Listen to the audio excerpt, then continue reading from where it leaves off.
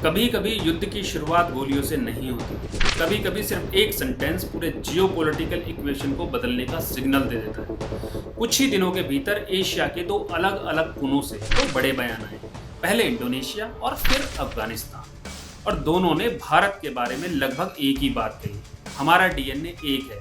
क्या ये सिर्फ डिप्लोमेटिक कर्टसी थी, या फिर दुनिया चुपचाप एक ऐसे इंडिया को एक्सेप्ट करना शुरू कर चुकी है जो बिना किसी मिलिट्री अलायंस, बिना किसी दबाव, बिना किसी धमकी के अपना स्ट्रेटेजिक इन्फ्लुएंस बढ़ा रहा है?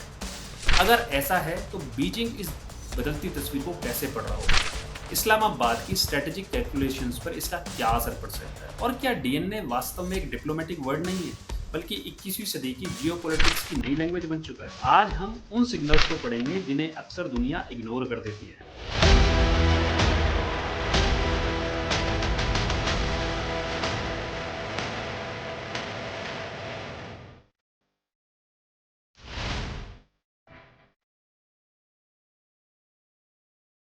जय हिंद। मैं हूं लेफ्टिनेंट कर्नल विकास गुर्जर और आप देख रहे हैं बूट्स एंड बॉर्डर। आज का एनालिसिस सिर्फ अफगानिस्तान के एग्रीकल्चर मिनिस्टर के भारत दौरे का नहीं है, और ना ही सिर्फ इंडोनेशिया के राष्ट्रपति के बयान का। आज हम बात करेंगे एक ऐसे स्ट्रेटेजिक पैटर्न की जो पहली नज़र में दिखाई नहीं देता। मिलिट्री में हमेशा एक बात सिखाई जाती है, ग्राउंड पर जो दिखाई देता है वो पूरी कहानी नहीं होती है। कई बार असली कहानी उन पैटर्न्स में छिपी होती है जिन पर ज़्यादातर लोगों की नज़र ही नहीं जाती। और जियोपॉलिटिक्स भी बिल्कुल ऐसी ही है। एक स्टेटमेंट अगर सही समय पर दिया जाए तो वो कई बार पूरे रीजन की स्ट्रेटेजिक डायरेक्शन का संकेत बन जाता है। क्या ये सिर्फ एक स्टेटमेंट था या स्ट्रेटेजिक सिग्नल था? इस बारे में भी हम समझेंगे, लेकिन उससे पहले हमें समझने की जरूरत है कि इंडोनेशिया के राष्ट्रपति ने भारत और इंडोनेशिया के रिश्तों की बात करते हुए क्या कहा। हमारा डीएनए एक है। उस समय ज़्यादातर लोगों ने इसे एक नॉर्मल फ्रेंडली स्टेटमेंट समझा होगा और बात वहीं खत्म। लेकिन ये उसके कुछ दिनों के बाद अफगानिस्तान का एग्रीकल्चर मिनिस्टर इंडिया आता है और कहता है, भारत आकर ऐसे लगता है जैसे अपने ही लोगों के बीच में, हमारा डीएनए एक है। अब अगर आप सिर्फ न्यूज़ देख रहे हो तो शायद एक नॉर्मल बात लग सकती है, एक नॉर्मल स्टेटमेंट लग सकती है। लेकिन आप एक मिलिट्री प्लानर की तरह सोचो तो आपको सबसे पहले सवाल होगा कि ये दो अलग अलग कंट्रीज, एक लेफ्ट में एक राइट में, दो अलग अलग रीजन्स, दो अलग अलग पॉलिटिकल सिस्टम, और फिर भी मैसेज लगभग एक जैसा क्यों है? ये सिर्फ कोइंसिडेंस है? क्या इसके पीछे कोई स्ट्रेटेजिक पैटर्न बन रहा है? अब इस मैप को सिर्फ ज्योग्राफी की तरह मत देखिए, इसे स्ट्रेटेजी की नज़र से देखिए। एक तरफ इंडियन ओशियन का सबसे इम्पोर्टेंट मैरीटाइम रीजन और दूसरी तरफ सेंट्रल एशिया का गेटवे, और दोनों के बीच में इंडिया। और अब सवाल खड़ा होता है कि क्या इंडिया सिर्फ अपने बायलैटरल रिलेशंस मजबूत कर रहा है, या इंडिया धीरे धीरे एशिया के अलग अलग स्ट्रेटेजिक रीजन्स को कनेक्ट कर रहा है? अब यहाँ एक बात समझना बहुत ज़रूरी है। देखिए, डिप्लोमेसी में कोई भी सीनियर लीडर हर शब्द बहुत ज़्यादा सोच समझ कर बोलता है, और खासकर जब वो किसी दूसरे देश की ऑफिशियल विजिट पर हो। ऐसे में डीएनए जैसा शब्द सिर्फ बायोलॉजी की बात नहीं करता, ये बात करता है शेयर्ड हिस्ट्री की, शेयर्ड कल्चर की, शेयर्ड वैल्यूज़ की, और सबसे इम्पॉर्टेंट ट्रस्ट की। क्योंकि कंट्रीज पहले एग्रीमेंट साइन करती हैं, लेकिन लॉन्ग टर्म स्ट्रेटेजिक पार्टनरशिप्स हमेशा ट्रस्ट पर खड़ी होती हैं, और ट्रस्ट एक दिन में नहीं बनता। उसके पीछे दशकों की कंसिस्टेंसी, रिस्पेक्ट और रायबिलिटी होती है। देखिए, मिलिट्री पावर आपको रिस्पेक्ट दिला सकती है, लेकिन लॉन्ग टर्म स्ट्रेटेजिक इन्फ्लुएंस हमेशा ट्रस्ट से बनता है। लेकिन यहाँ एक और बड़ा सवाल खड़ा होता है कि अगर बात सिर्फ ट्रस्ट की है तो एशिया में तो जापान भी है, साउथ कोरिया भी है, टर्की भी है, और सऊदी अरेबिया भी है। फिर इंडिया ही क्यों? आखिर ऐसा क्या है जो कि इंडोनेशिया और अफगानिस्तान जैसे दो अलग अलग देश भारत के साथ इतना नेचुरल कनेक्ट महसूस कर रहे हैं? इसका जवाब मिलेगा हमें 2000 साल पुराने हिस्ट्री के पन्नों में। क्योंकि देखिए, आज की जो पॉलिटिक्स है ना, उसे समझने के लिए पहले हमें एशिया का जो सिविलाइजेशन हिस्ट्री उसे समझना जरूरी है। देखिए, हिस्ट्री कभी ख़त्म नहीं होती, वो स्ट्रेटजी बन जाती है। अगर हम आज की जियोपॉलिटिक्स को सिर्फ आज से समझने की कोशिश करेंगे तो तस्वीर हमेशा अधूरी रहेगी, क्योंकि एशिया में गवर्नमेंट्स बदलती रहती हैं, बॉर्डर्स भी बदलते रहते हैं, लेकिन सिविलाइजेशंस हज़ारों सालों तक जिंदा रहती है। और कई बार आज की फॉरेन पॉलिसी उसी हिस्ट्री की कंटिन्यूएशन में होती है। आज का अफगानिस्तान कभी सिर्फ अफगानिस्तान नहीं था।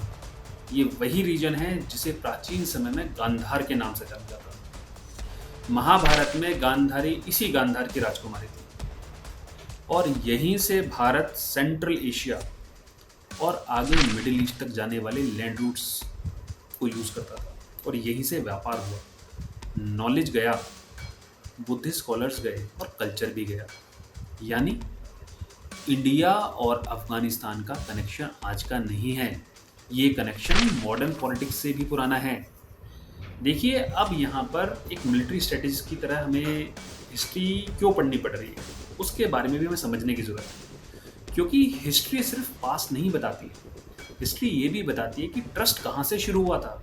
जब दो रीजन्स सदियों से एक दूसरे से जुड़े रहे तो उनके बीच डायलॉग शुरू करना हमेशा आसान होता है। और यही वजह है कि आज भी सिविलाइजेशनल कनेक्ट फॉरेन पॉलिसी में बहुत वैल्यू रखता है। देखिए, अब चलते हैं एशिया के दूसरे छोर पर। अगर अफगानिस्तान इंडिया का प्राचीन लैंड कनेक्ट था तो इंडोनेशिया इंडिया का सबसे इम्पोर्टेंट मैरीटाइम कनेक्ट था। देखिए, हजारों साल पहले Indian traders, Indian sellers, scholars और कल्चरल एक्सचेंज इन्हीं सी रूट से साउथ ईस्ट एशिया पहुंचा। और आज भी इंडोनेशिया के बाली में श्री रामायण सिर्फ किताब में नहीं है, स्टेज पर जिंदा है। श्री ब्रह्मन टेम्पल, श्री रामना बैलेट, गरुड़ा, भगवान गणेशा, इन सबको देखकर एक बात समझ में आती है कि कल्चर पॉलिटिकल एग्रीमेंट से नहीं फैलता, कल्चर सदियों के ट्रस्ट से बनता है। अब यहीं से स्टोरी और ज़्यादा इंटरेस्टिंग हो जाती है। देखिए, एक तरफ है शेयर्ड सिविलाइजेशन और दूसरी तरफ है मॉडर्न स्ट्रेटेजिक पार्टनरशिप। यानी हिस्ट्री धीरे धीरे स्ट्रेटेजी में बदल चुकी है। और एक बात हमेशा समझने की जरूरत है, जो रूट्स कभी व्यापार के लिए इस्तेमाल होते थे ना, आज वही सी लेन बन चुके हैं। जो रास्ते कभी कल्चर लेके चलते थे, आज वही स्ट्रेटेजिक कनेक्टिविटी लेकर चल रहे हैं। अब सबसे बड़ा सवाल, अगर इंडिया इन दोनों देशों के बीच इतना पुराना कनेक्ट रखता था तो आज अचानक इसकी चर्चा क्यों बढ़ रही है? क्या सिर्फ कल्चर है या इसके पीछे 21st सेंचुरी का जियोपॉलिटिकल कंपटीशन काम कर रहा है? ये हमें समझने की ज़रूरत है। देखिए, यहाँ पर जो मेरा असेसमेंट है ना, यहीं पे सबसे बड़ा जो डिफरेंस है वो दिखाई देता है। देखिए, 21st सेंचुरी में कंट्री सिर्फ ट्रेड पार्टनर्स नहीं खोज रही है, वो रिलायबल पार्टनर्स खोज रही है। रिलायबिलिटी बहुत इंपॉर्टेंट है और ऐसे पार्टनर जिन पर क्राइसिस के समय भरोसा किया जा सके। इंडिया की सबसे बड़ी ताकत सिर्फ उसकी इकोनॉमी नहीं है, सिर्फ उसकी मिलिट्री भी नहीं है। इंडिया की सबसे बड़ी ताकत है उसका ट्रस्ट, और ट्रस्ट एडवर्टाइज नहीं किया जाता, अर्न किया जाता है दशकों की कंसिस्टेंसी से, रिस्पेक्ट से और रिलायबल बिहेवियर से। शायद यही वजह है कि अलग अलग रीजन्स के जो लीडर है वो इंडिया के साथ अपने रिलेशनशिप को सिर्फ डिप्लोमेटिक टर्म में नहीं बल्कि सिविलाइजेशनल टर्म में भी डिस्क्राइब कर रहे हैं। देखिए, एक चीज़ बहुत समझनी जरूरी है कि इन्फ्लुएंस तो खरीदा जा सकता है लेकिन ट्रस्ट कमाना पड़ता है। और जिस कंट्री के पास ट्रस्ट होता है उसके लिए स्ट्रेटेजिक पार्टनरशिप बनाना कहीं ज़्यादा आसान हो जाता है, और वो इंडिया कर रहा है और इंडिया करता रहेगा। लेकिन सिर्फ हिस्ट्री और सिर्फ कल्चर, जियोपॉलिटिक्स नहीं बदलते। आखिर में सब कुछ आकर रुकता है ज्योग्राफी के ऊपर, और ज्योग्राफी इस वक्त इंडिया के पक्ष में है। और ये काम कैसे कर रही है, यहीं से शुरू होती है इस एनालिसिस की सबसे इम्पॉर्टेंट लेयर। अब हम बात करेंगे मिलिट्री स्ट्रेटेजी की। देखिए, ज्योग्राफी कभी नहीं बदलती और मिलिट्री स्ट्रेटेजी हमेशा ज्योग्राफी से ही शुरू होती है। अगर आपने कभी किसी मिलिट्री एकेडमी से प्लानिंग प्रोसेस देखा है तो आपको एक बात हमेशा कॉमन लगेगी, कोई भी ऑपरेशन शुरू होने से पहले मैप खोला जाता है। क्यों? क्योंकि मिलिट्री स्ट्रेटेजी की पहली किताब ज्योग्राफी होती है। गवर्नमेंट्स बदलती हैं, लीडर्स बदलते हैं, अलायंस बदलते हैं, लेकिन माउंटेन्स, सी, रिवर, स्ट्रेट्स और चोक पॉइंट्स नहीं बदलते। इसलिए ज्योग्राफी किसी भी नेशन की परमानेंट रियलिटी होती है। अब जरा इस मैप को ध्यान से देखिए। इंडिया के वेस्ट में अफगानिस्तान, इंडिया के ईस्ट में इंडोनेशिया, और पहली नज़र में दोनों का आपस में कोई कनेक्शन दिखाई नहीं देता। लेकिन अगर आप स्ट्रेटेजिक प्लानिंग की नज़र से देखेंगे तो यही दोनों कंट्रीज इंडिया के लिए दो अलग स्ट्रेटेजिक गेटवेज बन जाते हैं। पहले बात करते हैं अफगानिस्तान की। अफगानिस्तान सिर्फ लैंडलॉक कंट्री नहीं है, ये सेंट्रल एशिया का गेटवे है। अगर किसी कंट्री को central Asia, energy resource, trade routes और यूरेशिया तक पहुंचना है, तो अफगानिस्तान का स्ट्रेटेजिक इंपॉर्टेंस अपने आप और ज़्यादा बढ़ जाता है। और यही वजह है कि पिछले कई दशकों से दुनिया की बड़ी ताकतें किसी न किसी रूप में अफगानिस्तान में इंटरेस्ट रखती रही हैं। लेकिन इंडिया की अप्रोच दूसरों से बहुत ज़्यादा अलग रही है। देखिए, इंडिया ने मिलिट्री बेस बनाने की कोशिश ही नहीं करी, इंडिया ने रिसोर्स कंट्रोल करने की भी कोशिश नहीं करी। इंडिया ने क्या करा है, अब देखिए ना, आप अफगानिस्तान को इंडिया ने हॉस्पिटल बनाए, स्कूल्स बनाए, डैम्स बनाए, पार्लियामेंट बिल्डिंग बनाई, कैपेसिटी बिल्डिंग की स्कॉलरशिप दी और अब एग्रीकल्चर कोऑपरेशन को आगे बढ़ा रहा है। यही डिफरेंस इंडिया की फॉरेन पॉलिसी को बिल्कुल अलग पहचान देता है। यहीं से पूरी तस्वीर बिल्कुल साफ हो जाती है और अलग हो जाती है। देखिए, अब अगर अफगानिस्तान एक स्टेबल, इकोनॉमिकल, कनेक्टेड और रीजनल इंगेज्ड कंट्री बनता है, तो उससे फ़ायदे क्या होंगे? देखिए, उसका फ़ायदा सिर्फ अफगानिस्तान को नहीं होगा, उस पूरे के पूरे साउथ ईस्ट एशियन रीजन को होगा। ट्रेड बढ़ेगा, कनेक्टिविटी बढ़ेगी, एक्सट्रीमिज्म के लिए स्पेस कम हो सकता है और रीजनल स्टेबिलिटी बहुत ज़्यादा मजबूत हो जाएगी। एक चीज़ याद रखिएगा, स्टेबिलिटी भी नेशनल सिक्योरिटी का हिस्सा होती है और हर जीत टैंक से नहीं मिलती। कुछ जीते रोड, रेलवेज और ट्रेड कॉरिडोर्स भी दिलाते हैं। अब चलते हैं एशिया के दूसरे छोर पर। अब इंडोनेशिया को देखिए। अगर अफगानिस्तान लैंड गेटवे है, तो इंडोनेशिया मैरीटाइम गेटवे है। अब यहीं से इंडिया के लिए बेहद इम्पोर्टेंट, बहुत ज़्यादा इम्पोर्टेंट बन जाता है। दुनिया के सबसे बिजी सी रूट्स में से एक है मलक्का स्ट्रेट, इंडोनेशिया के बिल्कुल पास। हर साल हज़ारों commercial ship, oil tanker, energy cargo और ग्लोबल ट्रेड इसी रूट से गुजरता है। अगर इंडो पैसिफिक में 21st सेंचुरी का इकोनॉमिक सेंटर बन जाता है तो मलक्का स्ट्रेट इसकी सबसे इम्पोर्टेंट आर्टरी में से एक है। और इंडिया अपने अंडमान और निकोबार आइलैंड की वजह से इस पूरे मैरीटाइम रीजन में एक यूनिक स्ट्रेटेजिक पोजीशन रखता है। अब अगर इंडिया और Indonesia maritime security, naval cooperation, domain awareness और कनेक्टिविटी पर एक साथ काम करते हैं, तो उसका सिर्फ दोनों देशों तक सीमित नहीं रहेगा, उसका असर पूरे इंडो पैसिफिक की सिक्योरिटी कैलकुलेशन बदल जाती है। और यही वजह है कि इंडिया और इंडोनेशिया के बीच defence exercise, naval cooperation, coast guard coordination और मैरीटाइम डायलॉग बिल्कुल लगातार बढ़ रहे हैं और ये बढ़ने भी चाहिए। ये सिर्फ डिफेंस कोऑपरेशन नहीं है, ये सी लाइंस ऑफ कम्युनिकेशंस और फ्रीडम ऑफ नेविगेशन और साथ ही रीजनल स्टेबिलिटी सब मिलाकर एक साथ बात हो रही है। अब इस मैप को समझिए, पिक्चर धीरे धीरे क्लियर होने लगी है। वेस्ट में अफगानिस्तान, ईस्ट में इंडोनेशिया, बीच में इंडिया। और ये सिर्फ ज्योग्राफी नहीं है, या इंडिया यहाँ पर धीरे धीरे लैंड कनेक्टिविटी और मैरीटाइम कनेक्टिविटी दोनों को बैलेंस करने की कोशिश कर रहा है।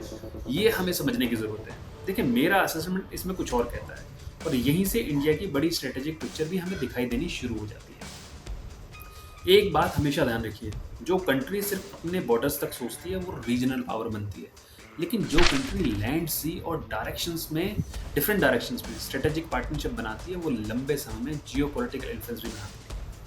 लेकिन यहाँ पर एक बहुत बड़ा सवाल खड़ा होता है।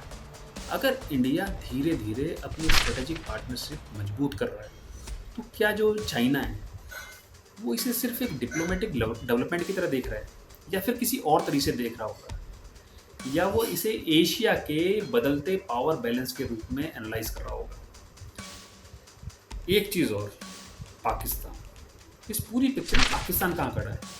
और यहीं से शुरू होगा इस एनालिसिस का सबसे सेंसिटिव और सबसे इम्पॉर्टेंट पार्ट। क्या एशिया का स्ट्रेटेजिक बैलेंस धीरे धीरे बदल रहा है? अब पूरी पिक्चर को एक बार फिर जोड़कर देखते हैं। वेस्ट में अफगानिस्तान, ईस्ट में इंडोनेशिया और बीच में इंडिया, बिल्कुल सेंटर में इंडिया, ऊपर चाइना और इंडिया के जो पश्चिम में पाकिस्तान है। अब अगर आप इस मैप को सिर्फ ज्योग्राफी की तरह देखेंगे तो शायद कुछ खास दिखाई नहीं देगा, कुछ कंट्रीज दिखाई देंगी, उसके आसपास के बॉर्डर देखेंगे। लेकिन अगर आप इसे एक मिलिट्री प्लानर की तरह देखेंगे तो एक बार आपको एक बात साफ हो जाएगी कि इंडिया अलग अलग डायरेक्शंस में अलग अलग कंट्रीज़ के साथ अलग अलग सेक्टर्स में पार्टनरशिप बना रहा है।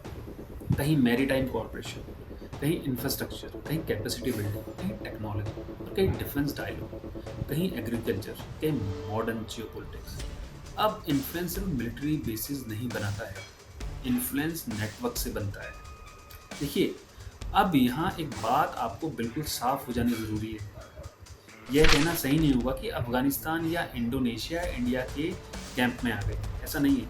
दोनों कंट्रीज़ अपनी इंडिपेंडेंट फॉरेन पॉलिसी चला रहे हैं और वो चलाते रहेंगे और अपने नेशनल इंटरेस्ट के हिसाब से वो अपने फैसले भी लेते रहेंगे। लेकिन ये कहना बिल्कुल सही होगा कि इंडिया के साथ उनका एंगेजमेंट लगातार बढ़ रहा है और वो बढ़ना चाहिए। और ये वो ट्रेंड है जिसे मिलिट्री स्ट्रेटेजिस्ट नोटिस कर रहे हैं, क्योंकि जियोपॉलिटिक्स में बड़े बदलाव बहुत धीरे-धीरे शुरू होते हैं। देखिए, जहाँ तक चाइना की बात है, चाइना आज एशिया की सबसे बड़ी इकॉनमी और मिलिट्री पावर में से एक बन रहा है और बना हुआ है। उसने पोर्ट्स बनाए हैं, रेलवेज़ बनाए हैं, हाईवेज़ बनाए हैं और बेल्ट एंड रोड इनिशिएटिव के माध्यम से कई देशों में बहुत ज़्यादा निवेश भी किया है, बहुत पैसा डाला है। यहाँ एक अलग स्ट्रेटेजिक मॉडल है, लेकिन दूसरी तरफ इंडिया का मॉडल बिल्कुल ही कुछ अलग दिखाई देता है। इंडिया की पार्टनरशिप की बात अगर करता है तो उसमें कैपेसिटी बिल्डिंग की बात करता है, इंडिया ट्रेनिंग की बात करता है, इंडिया टेक्नोलॉजी शेयरिंग की बात करता है और सबसे इम्पोर्टेंट म्यूचुअल रिस्पेक्ट। ये कंपटीशन सिर्फ इंफ्रास्ट्रक्चर का नहीं है, ये कंपटीशन ट्रस्ट का भी है।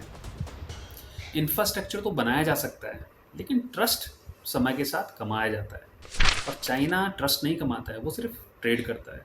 अब पाकिस्तान की बात। पाकिस्तान कई सालों से अफ़गानिस्तान को अपना सिक्योरिटी कैलकुलेशन का सबसे इम्पोर्टेंट हिस्सा मानता था। लेकिन अभी पिछले कुछ सालों में आप देख ही रहे हैं, पाकिस्तान और तालिबान की जो गवर्नमेंट है, बहुत ज़्यादा बॉर्डर टेंशन हुई है, सिक्योरिटी इश्यूज़ हुए हैं। आप सबको पता है कि अफ़गानिस्तान पाकिस्तान के बीच में एयर स्ट्राइक हुई, पाकिस्तान ने वहाँ पर एयर स्ट्राइक करी, लेकिन उससे हुआ क्या? उससे और भी ज़्यादा उनके बीच जो मतभेद है वो बढ़े हैं। और ऐसे समय में अगर अफ़गानिस्तान इंडिया के साथ ट्रेड करता है, एग्रीकल्चर से पार्टनरशिप करता है, एजुकेशन और डेवलपमेंट कोऑपरेशन बढ़ाता है, तो रीजनल डायमेंड जो हमारे हैं ना, जो रीजनल डायनेमिक्स है बहुत ज़्यादा अलग हो जाएंगे। और ये कहना भी जल्दबाजी होगी कि पूरा का पूरा रीजन अभी उसका बैलेंस बदल गया है। लेकिन इतना ज़रूर कहा जा सकता है कि इंडिया की जो डिप्लोमेटिक स्पेस है ना, वो धीरे धीरे बढ़ती दिख रही है और मिलिट्री स्ट्रेटजी में डिप्लोमेटिक स्पेस नेशनल पावर का हिस्सा होती है। अब सबसे बड़ा सवाल, तो क्या इंडोनेशिया का डीएनए वाला बयान और अफगानिस्तान के मिनिस्टर का डीएनए वाला बयान सिर्फ इमोशनल स्टेटमेंट्स थे या उनके पीछे एक बड़ा स्ट्रेटेजिक मैसेज भी छिपा होता है? देखिए, मेरे असेसमेंट में इन स्टेटमेंट्स को अलग अलग घटनाओं की तरह बिल्कुल भी नहीं देखा जाना चाहिए। एक ऐसा पैटर्न जहां अलग अलग रीजन्स, जो अलग अलग कंट्रीज़ हैं, इंडिया के साथ अपने रिलेशनशिप को सिर्फ इकोनॉमिक पार्टनरशिप के रूप में नहीं देख रहे हैं, बल्कि हिस्टोरिकल, सिविलाइजेशनल और स्ट्रेटेजिक पार्टनरशिप के रूप में भी देखने लगे हैं। ये अपने आप में एक इम्पॉर्टेंट ऑब्जर्वेशन है।